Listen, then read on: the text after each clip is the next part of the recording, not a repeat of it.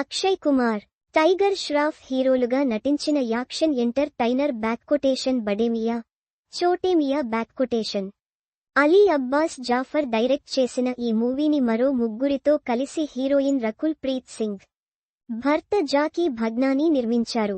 దాదాపు 350 కోట్ల రూపాయలు బడ్జెట్తో నిర్మించిన ఈ మూవీ రూ.100 కోట్లని అతి కష్టం మీద రాబట్టి భారీ షాక్ ఇచ్చింది. అక్షయ్ కుమార్, జాకీ ష్రాఫ్ల కెరీర్లోనే అత్యంత భారీ డిజాస్టర్గా నిలిచి తీవ్ర నిరాశపరిచింది. ఈ మూవీ డిజాస్టర్ షాక్లో ఉన్న జాకీ భగ్నానీ ఏడాది తరువాత ఎట్టకేలకు స్పందించారు.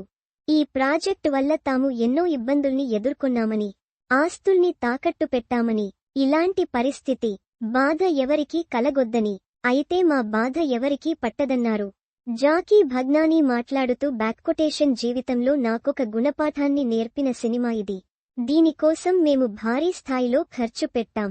ఒక ప్రాజెక్ట్ను భారీ స్థాయిలో ఖర్చు చేసి నిర్మించడం ముఖ్యం కాదనే విషయాన్ని సినిమా విడుదలయ్యాక గ్రహించాం. మా కంటెంట్తో ప్రేక్షకులు కనెక్ట్ కాలేదని తెలుసుకున్నాం. ప్రేక్షకుల నిర్ణయం ఎప్పుడూ కరెక్ట్గానే ఉంటుంది. మా కంటెంట్ వాళ్లకు ఎందుకు నచ్చలేదనే విషయాన్ని మేం పునరాలోచించుకోవాలి. అంతేకాని వాళ్ల నిర్ణయాన్ని తప్పుపట్టాల్సిన అవసరం లేదు.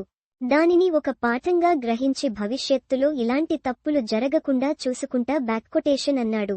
ఇక కలెక్షన్ల గురించి మాట్లాడుతూ బాక్సాఫీస్ వద్ద మా సినిమా 50% కంటే తక్కువే కలెక్షన్లు వసూలు చేసింది. మా బాధ ఎవరికీ అర్థం కాదు. దీనికోసం మేం మా ఆస్తులు తాకట్టు పెట్టాం. ఇలాంటి విషయాలు చెప్పినంత మాత్రాన ఏ ప్రయోజనం ఉండదు.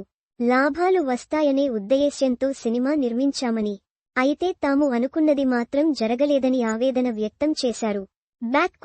బడేమియా చోటేమియా ప్రాజెక్ట్తో జాకీ భగ్నానీతో పాటు మరో ముగ్గురు నిర్మాతలు రూ.250 కోట్లకు పైగా నష్టపోయారు. మరి దీనిపై వారు ఎలా కోలుకుంటారో వేచి చూడాల్సిందే.